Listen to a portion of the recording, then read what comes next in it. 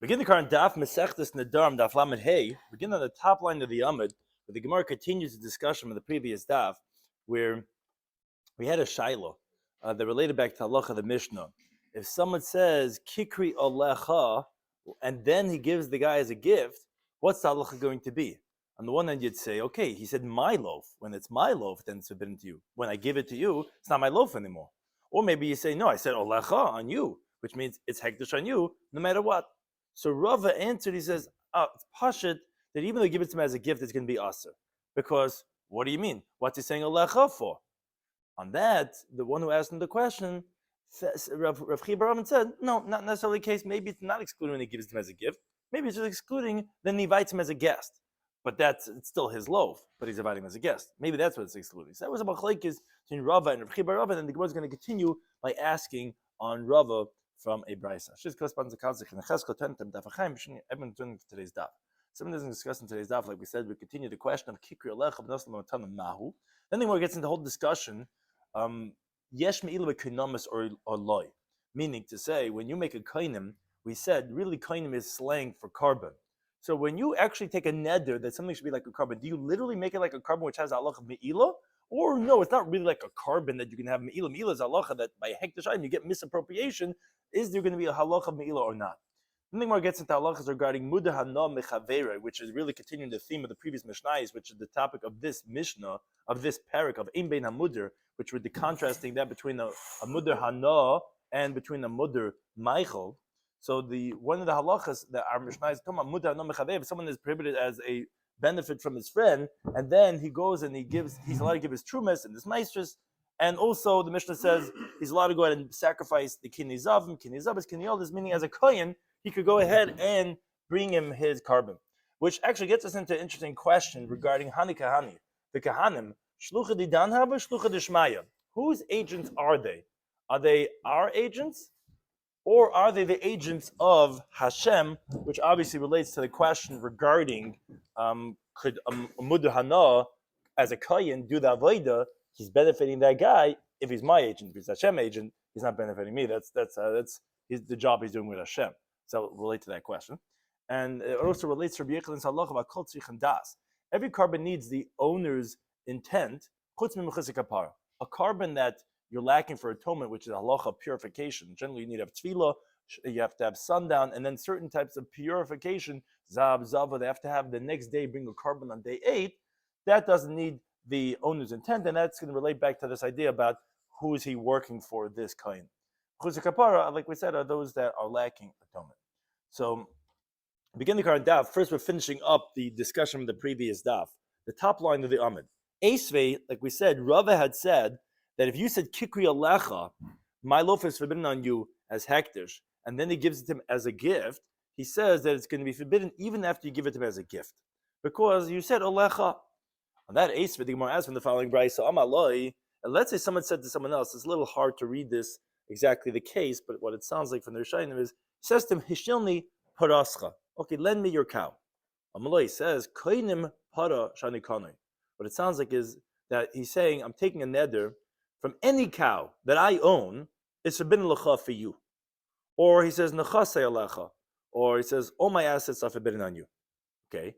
And he says, why? Or in addition, Imishli pada elazu. If I have any cow but this. What it sounds like he's trying to say really is that I have no other cows. This is my only cow I have. So I'm not letting you use my cow. I'm not letting you use my cow. So everything I have is forbidden on you. That's what it sounds like the way the Rishonim explain. Or let's say he says, Hashilni kardumcho. He says, oh, lend me your hatchet. Lend me your spade. Amalei says to him, Koinim kardum sheyeshli. No, I'm take a neder. My hatchet, my spade, you can't use. Shani kane, anyone that I owe. Or nichse alecho. No, my properties are forbidden on you. Im yeshli kardum elzeh, because it's the only one I have, and therefore you can't have, even if I have other ones. That's what it sounds like he's saying. Says the brisa, but nimtza sheyeshla. It turns out that he has another cow, he has another kardum. Okay, Lamaisi said they're all usher on the guy because I have none. No, whatever I have is forbidden to you. So b'chayev usher. When the guy's alive, the lender, the owner of the kardum or of the para, so then it's going to be usher because of the kainim. But if let's say the guy dies where it's not called anymore his cow because you're dead, He gives it to him as a gift. Oh, Hari's a mutter. It's permitted. Why? Because when someone dies, or he gives it to a gift, it's not his cow, it's not his spade, it's not his properties anymore. Now, the Gemara's assumption is, what it simply would sound like is, that the one who made the neder, when he said he gave it as a gift, to the mudder, to the subject of the vow. And even so, we see it's going to be permitted. That typical on Rabbi says Aser, that was exactly the case. Kikri alacha, and then he gives him as a gift. Is that still forbidden? Rabbi said it's forbidden. Here you see it's mutter. And then Ike says, no, the case of a gift is not that the mother gives it to the mudder. The mother gave it to some other person, and that other person gave it to the mudder. So it's given to him through someone else. Now it's not that guy's thing anymore. That Rabbi would agree it's permitted. Kikri alech is only forbidden to give it straight from the mother to the mudder. And then Rav Ashi says, Dekanami. It's also precise like this, because the words of the Brisa were shenitnaloi. It says it was given to him as a gift, but like that he gave it to him. In other words, as the Ran explains, there was a Kabbalah that they had to read it nitna with a chiruk. Even though it's not really written any different, the word without a yud can be read nasno or nitna. So he says there was a Kabbalah that was read with a chiruk, now with a kamatz, not nasnaloi, but nitnoloi. So nasnaloi, he gave it to him. Nitnoloi, it was given to him when it was given to him. Oh yeah, because it was through a third party. And therefore it's not difficult on Rabbah. Now, relating back to the halacha of the Mishnah, yeah, so it sounds like that if it was given to the third party, it wasn't the madda benefiting directly to the mudder. And the Rava says, if I say kikr lecha, I'm saying he can't make his. When he's dead, it's not forbidden anymore because it's not his anymore. So too, when he gives it to someone else, and then that guy gives it to him, it's not his kardim, it's not his para. But they give it direct, that would be forbidden because he's benefiting him directly. That gifting is a problem of giving him as hana. But if someone else got it first, that wouldn't be the madda benefiting the mudder. Now, the relating back to the halacha of the Mishnah, and actually to the case we just discussed, the Gemara introduces something seemingly different, but it will relate back. Rav asked from Nachman, Yesh me'ila b'kainamas. Is there a halacha when you take and you make something forbidden as a kainim, and then someone has benefit from it? Is he chayiv for me'ila, for the halacha of misappropriation, which has a liability of a carbon, has a liability of a penalty of a fifth? Is there a halacha of me'ila by kainamas? Oiloi. In other words, do we say, since you made it like a carbon, you made the loaf like kainim is the word of carbon, so you can be chayiv a nasha me'ila, like having benefit from kachim, or not? So Amalei. So on that, Rav Nachman responded, he says, Tinnisu, it's a halacha of our Mishnah. Our Mishnah spoke about, if you recall, that someone is a mudah hana, who said this halacha, that you're not allowed to go ahead and benefit him. But there's certain things you're allowed to do. You're allowed to give his machzah shekel, you're allowed to go and pay up his debt, and you're also allowed to return the lost object. But the Mishnah then said, but let's say there's usually compensation for the one who's returning the lost object. Then we said, that benefit that the guy usually gets when he's returning the lost object gets the $50 for returning the poodle, then he can't take the money, it's got to go to hektish. Okay. Says the Gemara, interesting deek, says Rav Nachman. Remember, this sounds like it's trying to tell us that ki hektish, the guy who took the neder is like hektish. Meaning ma hektish, just like by hektish, yesh b'mila is going to be misappropriation of kainamas, so too a kainim, a neder, yesh behen me'ila, is going to be me'ila. Where do you see this? So the Ran explains. Because if kainamas was not comparable to hektish, the words the Mishnah should have said is that yelchana liyam hamelech. Should have said, okay, there's $50 they get you. However we explained it, whatever the case is talking about, whether he doesn't want to because he's wealthy or whatever, but the point is that there's a certain hana over here that the guy who's the machzah aveder can't hold on to, or the other guy can't hold on to. So he said you give it to hektish. Why? Say throw it into the Dead Sea, because generally throughout Shas, whenever we have a situation of Isra Hana, that's what we say. Why are we saying give it to hektish? Oh, it's because kainamas have me'ila like hektish, and since the Tana is discussing a concept of hektish, which has me'ila, so he said tipla no lehektish, because it's like hektish. Because if not, why are you mentioning tipla no lehektish? You say tipla no le'amelech. Obviously, that you see that there is me'ila by kainamas, and that's what we're saying. It goes to hektish because it is mamash like hektish, which has me'ila. Which the Gemara says ketanai. The Gemara says actually it's a machlokes tanai. We have a brisa that says like this: kainim kikazu hektish. If someone takes a neder and he says, "I want this loaf of bread to be hektish," which he's making this bread as a koinim for everyone, which is really what hektish is usually like. Hektish is something that's forbidden to every single person. So then va'achala, then he eats it. Who is he? Bein hu bein chaveru, whether him or his friend. No, it doesn't make it him who eats it. Ma'al, the person has committed me'ilah, because this Tana holds yesh me'ilah b'kedamis, there is misappropriation, and anyone will commit me'ilah because it's forbidden on everyone. The fikrach yesh lapidyon. In other words, since this loaf of bread is forbidden on everyone, like hektish, so it's literally like hektish, that it's universal and it's global, like the Ran calls it koinim klali. So therefore, there's so strong of a hektish that now you could actually have the halacha of pidyon. Pidyon is only relevant if something is very, very much sanctified. Then you can go ahead and it has to be tough as pidyon. It's only if it's really hektish. Oh, so you can do a pidyon. But let's say kikazu olai.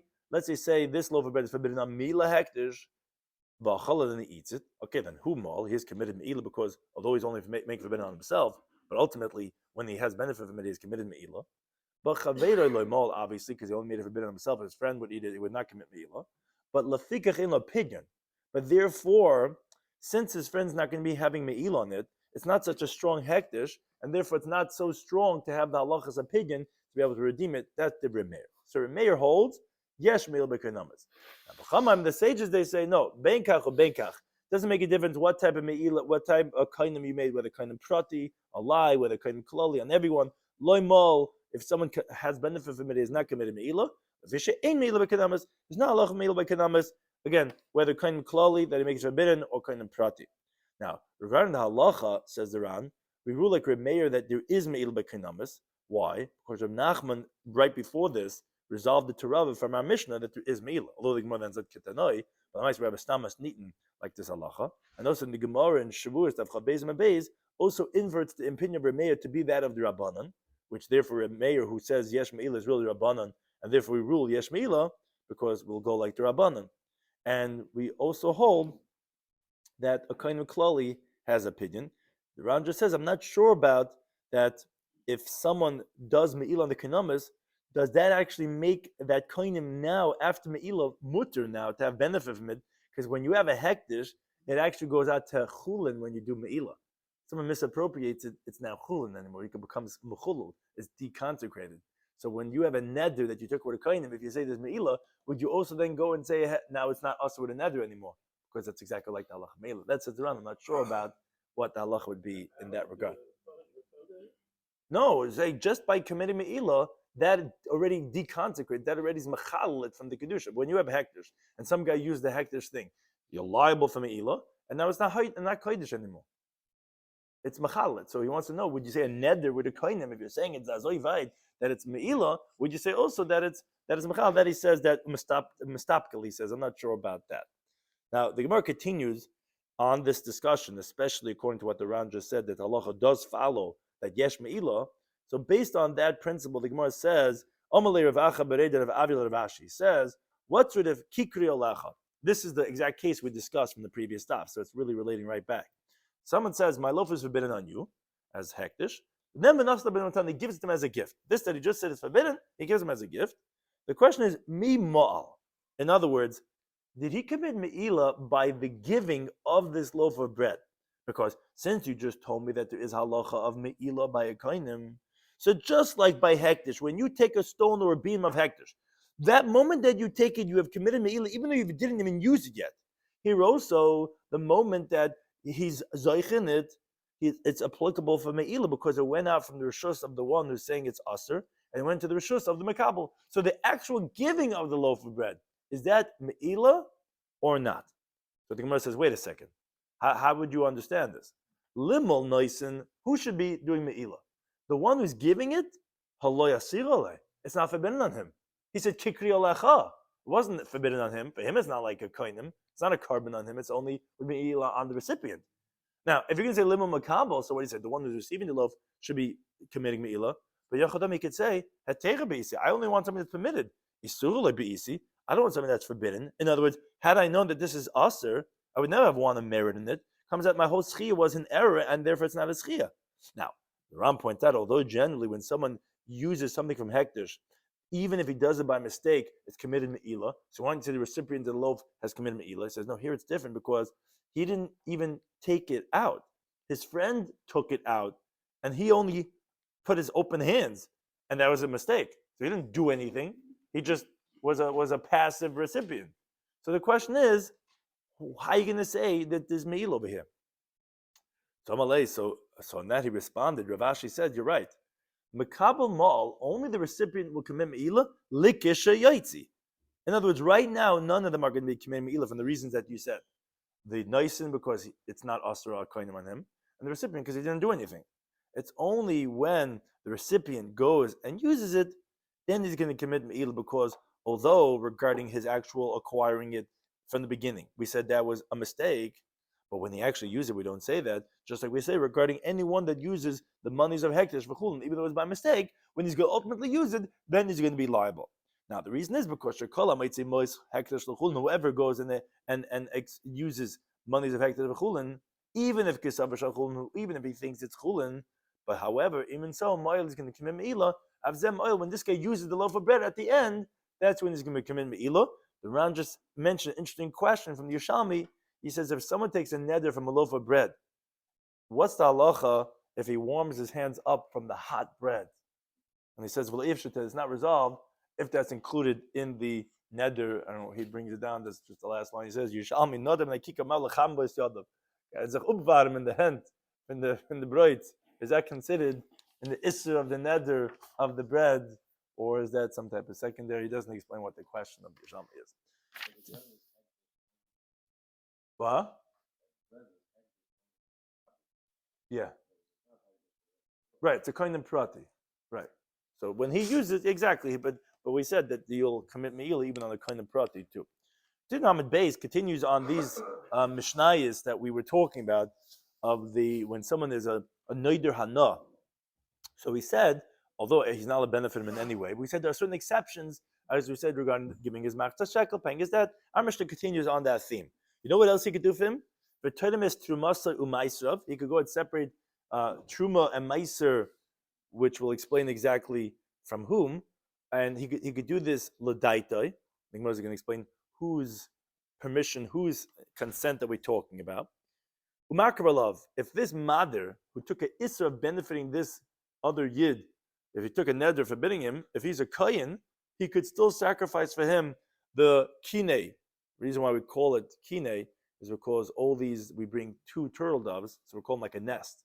It just means usually the pair of birds of the zavin, someone who is a zav, who has a certain discharge out of his male organ, he has to go ahead and go through a purification process, and he has to bring karbanis, these birds at the end, or kine zavis, which is the female version. Kine yaladis, a woman who gave birth has to bring this pair of birds. Chatayis, vashamais, a guilt offering, a sin offering. So the kohen is allowed to sacrifice the karbanis for this subject who he had taken a neder. He's not going to benefit him. So to malam de medrash, so too he could teach him medrash. What's medrash? The Rosh explains that the sifra and the sifri, which many people don't even know what that even is, but basically it's the medrashim on the psukim. It's the exposition of the psukim, and halachos, which are halachal meishim mesinais.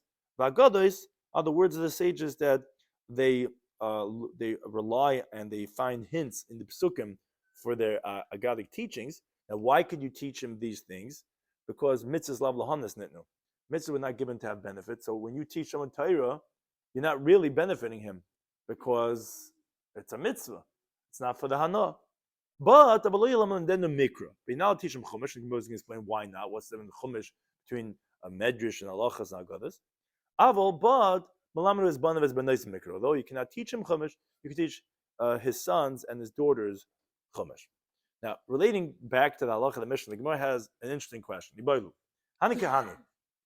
These kahanim that do the avodah, shlucha di dan hava, are they our agents? Or shlucha di shemayo, or they are Hashem's agents? Now, the Ram points out very importantly, he says, although in the first parak kedushin of Chav Gimel and Beis, Rav Huna concludes shlucha di rachmaninu, that they must be Hashem's agents, not our agents. Why? Because he says, if you would think they would be our agents, do you think there's something we can't do and they could do? A shlich can't be stronger than the person himself. But you can't go up and do that avodah. So that the Gemara concludes, they must be the shluchah d'shmai, must be the Hashem's agents, not your agents. So what's the Gemara's question over here? It says the Ran, even so, the Gemara wanted to resolve it from a Mishnah or a Brisa. So we know that that's the halacha, but the Gemara wanted to resolve it to see could we prove it from our Mishnah. So the Gemara says first, Lamai Nafkmin, what's the difference if there are agents or Hashem agents? Says the Gemara, the difference is Lamudir Hana. If someone is a subject of a vow prohibiting benefit. If you say the Shluch Didan have that there are agents, Amahanile. Shliach is benefiting the one who's sending him, is doing an agency. But also, then the Kohen would not be able to go ahead and be makar carbon for you. But V'yam Shluch might be say there are Hashem agents. So I have nothing to do with you. I'm working for the boss, and this is something that he wants me to do. I'm not doing it for you. So then sure would be permitted. What's the halacha of the shluch didan or the shluch dishmaya? So the Gemara Toshmat's being a raya that's not we learned in our Mishnah. Our Mishnah said that when someone is mudah knows to have benefit, we said still the kohen who said I'm not benefiting that yidla makrav kinizav v'chuli could bring all those karbanos from. Says the Gemara, if you're going to say that the Kamar are agents, he's benefiting him, because if you say that they're Hashem's agents, so although by him bringing that carbon for you, he's permitting you now to eat kachim, because you're a zav or a zav or whatever, and you can't eat until the Kavan's abroad, says the Ran, that's only a grama. That's only indirect benefit, which would then go ahead and allow you to eat. That would be permitted because he's not directly benefiting, because I'm not working for you, I'm working for the boss man, and this is what he tells me to do, fine. But if you say that you're shluch didan, that would be directly, I'm hiring you to do this thing, that should be forbidden. So the Gemara says, no, it's not true. According to your reasoning, that you want to resolve that it's shluch dirachmana from our Mishnah, I have a question for you. Listening, the words of the Mishnah should say, Makavilav Karbanis. It should say a Kayin is not our agent, it's Hashem's agent. He can bring any carbon. Why are you saying specifically these cases of Kinezavim, Zavos, Yodos? Why are you picking these cases? Rather, Mechusi Kapocha Shani. Obviously, no, those Karbanis are called lacking atonement, and those are different. In other words, to the contrary, you can resolve the question from the Mishnah the other direction. Since the Tan is only picking cases of mechusei kapara, of kinim, of pairs of birds, where you don't need the person's understanding, sounds like only those cases, because since you don't need their das, as we're going to shortly bring the source for that, for sure the kohen is not doing their shlichus. But by other karbanas, which needs das, the shluchei di dan, there are shluchim. Because if not, you should have just said Makal of Karbans, and that would have been a bigger chiddush. But at the same time, the Ram points out that it's still, you can't resolve the question even the other way, because you could say, no, maybe we picked specifically Mechusei Kapar because we want to tell you a chiddush that even though it permits you to eat from Kachim, still it's going to be permitted for sure by other Karbanas. So you can't resolve it either way, but definitely you cannot resolve that Shluchei Dishmaya, because we see we're picking specifically Mechusei Kapar, maybe only over there where you don't need their das. As the Gemara brings down Rabbi Yechon, and he says, Hakol, all Karbanas, Tzrichim, Das, you need to have the owner's intent. Now, the Ram points out, from Rabbi Yechon also, that says all the Karbanas need Das, it sounds like you should be able to resolve that they're Shluchei Didan, right? Because you need the guy's Das. Sounds like that, okay, because I need to hire you. So why are we not resolving it from Rabbi Yechon? Says the Ram, no, you could say the Torah made the Kahanim Shluchim, meaning the Hashem Shluchim. But the stipulation was, as long as you have Das Baila. So they could still be Shluchei Dishmaya, but Hashem's like, yeah, but only if the guy is aware and is okay with that. So it's still not, that still wouldn't resolve it. But again, every carbon needs Das, except for those that are lacking atonement, like a Zav, a Zava, Mitzayr, Mitzaras, Yoledis. By all of them it says, Toiras, as we're going to shortly explain, which includes that you don't need to have their das. Now, why do we call them a chutzah kapara? What does it mean they're lacking atonement? Because they're forbidden to go into the base of Mikdash or eat kachim until they bring their carbon, their kapara. Now, these cases, since their carbon is not coming literally for atonement, it's really just coming for a purification. So that's why it explains the Ran, you don't need to have their das. But anything that needs an atonement for a sin, so those, maybe it would be our shluchim. And maybe, like we're saying, it needs das. So again, again, we're trying to say, we thought we could prove in the Mishnah that they're shluchei d'shmaya because, you see they can bring the kabbanas. No, what are the cases the Mishnah picks? Even chatzos v'shamayis, they're on the process of a yoledes. They're telling us cases when it's just mechutz kapara. That's where it's going to be mutter. Because even though they're, so to speak, a shluchei d'dan, but not when he doesn't need my das, but all the kabbanas that needs my das, maybe it would be shluchei d'dan. So it's not a raya from the Mishnah. As we're saying, should a other maybe carbon albanav, and the Ram said it's not a right either way, the other way either, because it could be one to say a bigger chiddush, even mechutz kapara, because it permits you kutcha. But al you can't prove it from our Mishnah, because where do we find this idea that mechutz kapara don't need das? Should a other maybe carbon albanav, because a person could go ahead and bring a carbon for his minor sons and daughters that are mechutz kapara. Because where do we find this? Remember, it says a pasuk in Yikra. It says Zois Toira Sazav. The word Torah is usually an inclusionary terminology. It's including other things. It's a ribui. What does that mean? Zois Toira Sazav. Ben gadol, ben katan. Whether an adult, whether a minor, and therefore, just like a person can bring a carbon for his minor son that does not have das, a katan doesn't have das, and if you're including a son, a minor son, obviously I mean to say the one that you're bringing the mechutz kapara for does not need to have das. Oh, so the same thing is for your friend, even an adult, that you don't need to have his das. Oh, so over there is where you're not his shliach, and that's why the Mishnah says it's mutter. But it could be a regular carbon, you would not be able to bring it for. That's the main point the Gemara is trying to say. You don't see from our Mishnah that shluchei d'shmaya. But now the Gemara once it introduces the teaching of Rabbi Yechanan, which again slugged up the Rai wanted to bring from the Mishnah. So the Gemara says, wait a second. If that's the case, Rabbi Yechanan that he holds that the word Teiras comes to include a minor. That's what he said. Zois Teiras Hazav includes not just an adult, but also a minor. And therefore, we see that you don't have to have das by mechutz kapara like a zav. So what do you do with the pasuk in Vayikra Zois Teiras Hayeledus v'goymer? What are you going to include from the word Teiras over there? If you think to say, like you just said by a zav, then it means to say that ben katan ben gedayla, I'm going to include a woman gives birth. That you could bring the carbon for her, whether she's an adult, whether she's a minor. Like we said, even though there's no das, because Yeledus is also a mechutz kapara, the problem is you can't say that. Kitana bas lady, you think a minor is a girl that can have birth to include the minor for her carbon Yeledus? But Tani Rabbi became Nedrim Nachman. Rabbi taught a bride from Nachman that says the following halacha: Shalosh nashim mishamshes b'meich. 3 women, the way the Ran learns, is a well-known sugya regarding contraception. It says 3 women have to use a contraception when they're having intimacy because of the danger involved. What are the 3 types of women? Are katana, a minor, muberes, a pregnant woman, umenika, and a nursing woman. Why? So we're only going to mention one of them here because that's what's relevant for our discussion, is katana. The minor is shemet tesaba v'tamas, because maybe she's going to become pregnant, she's going to die. Obviously, we see that it's not something that happens that a girl is going to give birth when she's a minor because she's going to die and not carry out the pregnancy. Which Ran says, wait a second, what's the question? The Gemara in the first paragraph of Yevamos concludes that what it means to say is maybe she's going to die, but maybe she's not going to die. So, okay, you need to use contraception because of the danger to her life. But we see that a minor could have a baby. And if she could have a baby, then she could be Yeledus, and then that's what you'll include with Zois Teres Yeledus.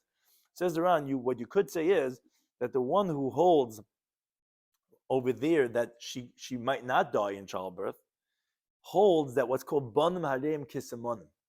What does it mean, Banim Hareim Kisimonim? Banim Hareim Kisimonim means to say that what really makes a girl an adult? Oh, we say 2 pubic hairs, we say age. One of the criterion is if you're having a baby, you must be an adult. There's no set time. Everyone matures at a different age. If you're having a baby, then you are an adult. Or even you could say what's called Adifi Misimonim. So therefore, quote unquote, she is a Gedayla, and you never have, quote unquote, a katana giving birth. Because she becomes an adult when she gives birth. It's a simon. Just like 2 pubic hairs, it's only a sign. It's not be'etzim. The hairs don't make you into an adult. It's a sign that shows you matured. You are a mature person. Having the babies shows you're an adult. So, quote unquote, you're never having a katana.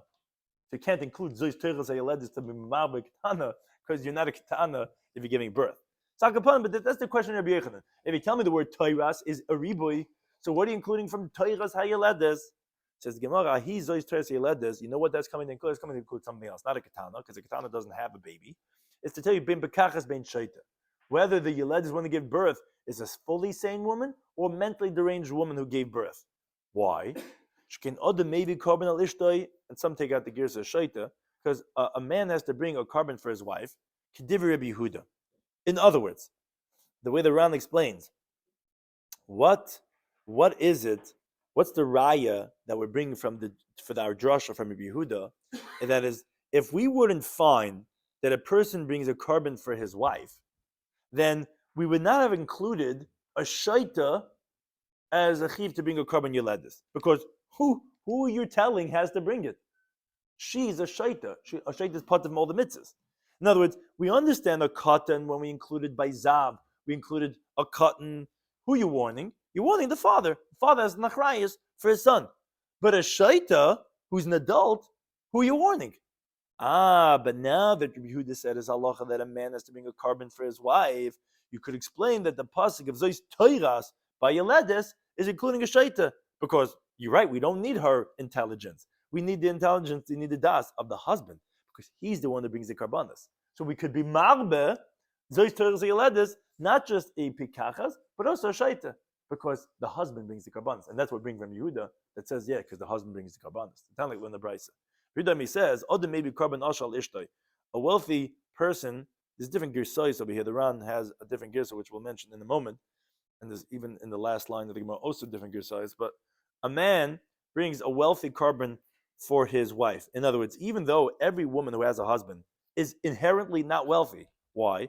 Because we know the famous dictum: "Kol mashakana isha kana baila." Whatever the woman owns, the husband owns. So whatever fur coat, whatever jewelry, whatever she has, she inherently cannot be wealthy, because it goes to the husband. Even so, since her husband is wealthy, he has to bring there's certain carbonas, what's called a carbon oil b'yored, which depending on your financial status, that's what type of carbon you're going to bring. So if the husband's wealthy, he has to bring a wealthy carbon for her, because it's his responsibility to bring the wife's carbonas.